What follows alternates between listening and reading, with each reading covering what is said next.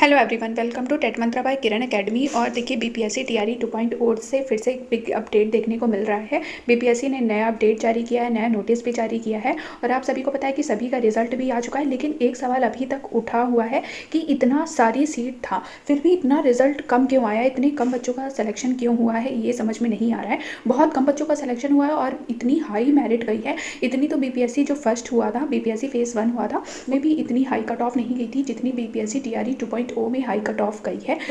तो देखते हैं पूरा वाकया क्या है। और अगर आप मेरे चैनल पे न्यू आए हो तो लाइक शेयर एंड सब्सक्राइब जरूर कर दीजिएगा ताकि आपको इस तरह की अपडेशन मिलती रहे। तो सबसे पहले ये देखिए नोटिस जो कि जारी किया गया था बिहार लोक सेवा आयोग के विज्ञापन संख्या के द्वारा, जो कि ये है द्वितीय चरण टीआरई 2 के परीक्षा फल द्वारा अनुशासित अभ्यर्थियों के काउंसलिंग के संबंध में। तो डीवी के बारे में भी क्या अपडेट है ये भी देख लीजिए आप लोग।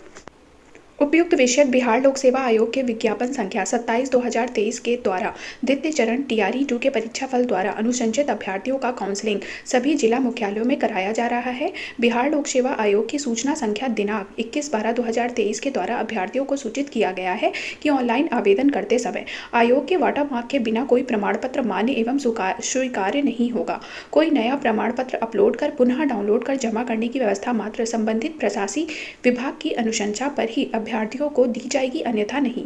निदेशालय में कतिपय अभ्यर्थियों द्वारा अपना प्रमाण पत्र गलत अपलोड हो जाने के कारण काउंसलिंग में कठिनाई होने के कारण पुनः आवश्यक प्रमाण पत्र अपलोड करने हेतु अनुरोध किया जा रहा है। तो देखिए वही डॉक्यूमेंट्स आपको डीवी के टाइम ले जाने थे जो आपने अपलोड किए थे और उसमें वाटरमार्क वाले ही डॉक्यूमेंट, वाटरमार्क वाले ही प्रमाण पत्र आपको ले जाने थे। ठीक है, तो अतः अनुरोध है कि सभी अभ्यर्थियों को इस आशय की सूचना देते हुए पुनः आवश्यक प्रमाण पत्र बिहार लोक सेवा आयोग पटना के पोर्टल पर अपलोड करने का निर्देश सभी अभ्यर्थियों को देते हुए विज्ञापन प्रकाशित करने का कष्ट करेंगे। ठीक है, तो सभी को पता है कि वही डॉक्यूमेंट्स आपको ले जाने हैं डीवी के लिए जो वाटरमार्क वाले प्रमाण पत्र हैं वो वाले। ठीक है, देखिए दूसरी जो न्यूज़ है वो ये है उपयुक्त विषयक आज शाम वीसी, आपको पता है वीसी हुई थी, उसमें चर्चा के आलोक में यह पता चला कि अभ्यर्थियों से यदि उनका आधार लिंक मोबाइल आधार ऐप पर डाला जाए तो ओटीपी के माध्यम से उक्त अभ्यर्थी का पूरा इतिहास निकल आएगा कि इसने कब कब अपना फोटो, नाम, पता इत्यादि बदला है।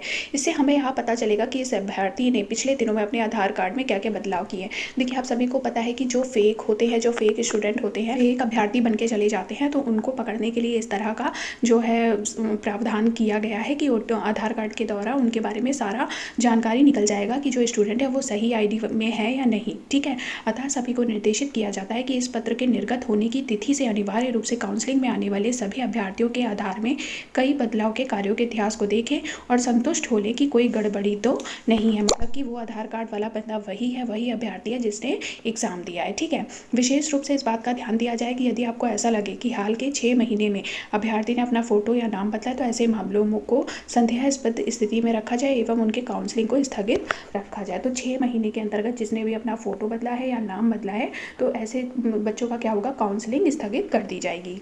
अब देखिए बात करें कट ऑफ की, तो देखिए ये शायद SC ST का कट ऑफ है जो कि अनरिजर्व्ड का 89 गया हुआ है, फीमेल्स का भी 89 है। ठीक है, SC फीमेल्स का 39 गया हुआ है, ST फीमेल का 39, इस तरह से दिया हो गया और बहुत ज़्यादा कट ऑफ इस बार गया हुआ है। ये PRT वालों का है, अनरिजर्व्ड का देखिए 91 है, अनरिजर्व्ड फीमेल का 87 है, EWS मेल का 83 है, फीमेल का 77 है, SC का 75 है और फीमेल्स का 68 है। इस तरह से बहुत ज़्यादा हाई कट ऑफ देखने को मिल रहा है, जबकि फेज 1 में इतना हाई नहीं गया था कट ऑफ, लेकिन टीआरई 2.0 में बहुत ज़्यादा हाई कट ऑफ देखने को मिला है।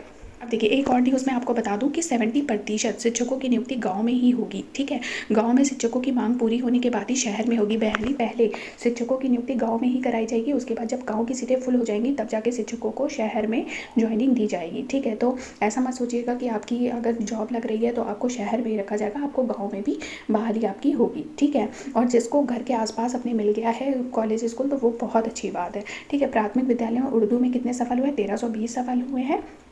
इस न्यूज़ को भी देख लेते हैं। गांव के स्कूलों में शिक्षकों की मांग पूरी होने के बाद ही शहरी विद्यालयों में विद्यालय अध्यापकों की नियुक्ति की जाएगी।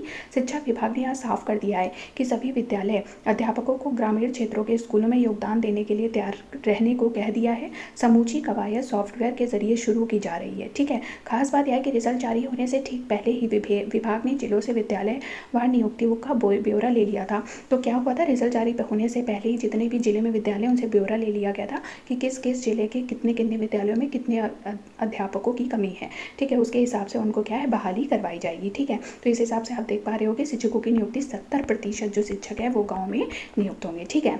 तो ये थी इन्फॉर्मेशन, उम्मीद है आपको पसंद आई होगी। पसंद आई है तो लाइक शेयर एंड सब्सक्राइब जरूर कर दीजिएगा चैनल को। Thank you so much.